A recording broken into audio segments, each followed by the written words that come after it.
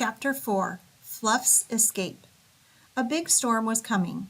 By 4 o'clock that afternoon, the first beads of rain had started to fall, and most people had made their last preparations and were heading inside.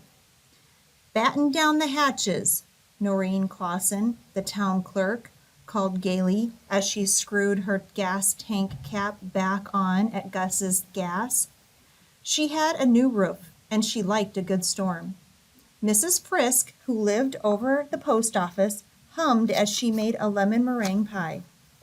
Jeff Towns, who ran the auto parts store, sat in his favorite chair, reading the newspaper, and watched the Weather Channel. Rosie Carmine worked on her wedding dress, delighted to be home early. There was nothing more to do but tuck up inside and await the tempest that was forecast to gather strength through the night and hit peak force tomorrow, Saturday, in the evening.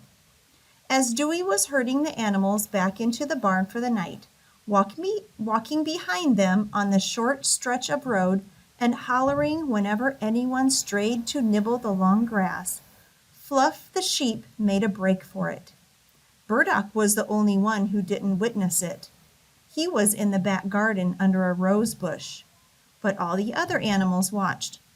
"Bah!" Fluff bleated, bolting down the embankment and racing across the grass. It hardly seemed she had her eyes open, the way she barreled through a shrub and tumbled into a ditch. And still, after righting herself, she went headlong through the laundry, unwittingly pulling down clothes, snapping off clothespins, even somehow managing to festoon herself with a pair of Dewey's long underwear. Until, without a break in her stride, she hot-footed around the corner of the house and was gone. The last Dewey saw of her was her heels kicking up and several divots of lawn flying away. "Oh, a rat's behind!" Dewey yelled now. "Where the devil is she going?" Figgy glanced at Nanny and let out a snort. Tick giggled. Even the big horses looked entertained. "No one can accuse her of piddle-diddling," whispered Tug appreciatively. "She's taking action."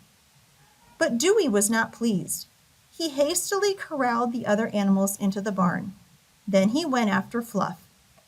Under the rose bush, hidden from outside view, Burdock was in his favorite hideaway.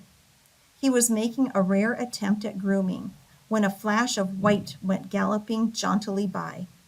Then Dewey thundered past. Burdock wasn't sure what to make of the situation. Was everyone just fleeing? Had it come to that? No, this seemed more like one of Fluff's impromptu endeavors, for which she was well known. Still, Burdock wondered briefly if she might actually get away. He peered out between the rose branches and watched. Despite the piles of sausage and potatoes he ate, Dewey was fast. Steadily he closed the distance between himself and the sheep, and when he was close enough, he launched himself forward like the football player he had once been, tackling Fluff and dropping her to the ground. "Bah!" she bleated indignantly, but Dewey wasn't letting go. Without much gentleness, he dragged Fluff back to the barn. He grabbed fistfuls of wool and simply yanked her along. The sheep's feet scrabbled in the dirt to keep up. Burdock crept behind them to the barn, thinking Dewey seemed more volatile than ever. "Now that was lively," said Figgy, after Dewey had penned Fluff, stormed out, and slammed the doors. "It just sort of happened," panted the sheep. She took a long drink of water from her pail and shrugged. "I saw the barn doors and I was suddenly afraid to go back in. I hadn't really thought it through." "Oh, no?" said Figgy. "Don't tease her, Figgy," Nanny said, and glowered at the pig. Figgy pretended not to see. "Okay," called Nanny. "Meeting's in 10 minutes.